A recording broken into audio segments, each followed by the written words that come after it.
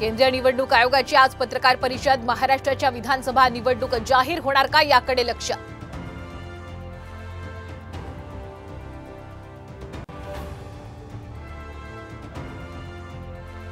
मुंबईत मवियाच्या प्रमुख पदाधिकाऱ्यांचा मेळावा। उद्धव ठाकरे, शरद पवार, नाना पटोलेंसह प्रमुख नेते उपस्थित राहणार।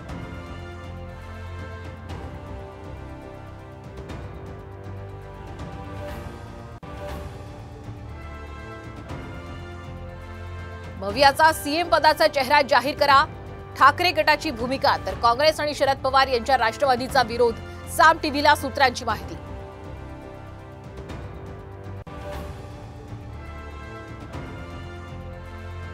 लाडकी बहीण योजनेच्या प्रसिद्धीसाठी तब्बल 119 कोटींचा खर्च। विजय वडेट्टीवारांकडून थेट GR ची कॉपी पोस्ट। मतांसाठी महाराष्ट्र विकायला कमी करणार नाहीत, महायुतीला खोचक टोला।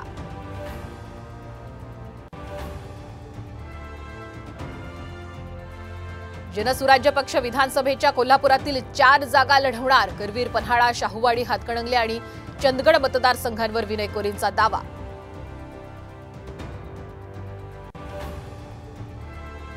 उद्या देशभरातले हॉस्पिटल्स राहणार बंद। कोलकात्यातील महिला डॉक्टर बलात्कार आणि खुनाचा निषेध।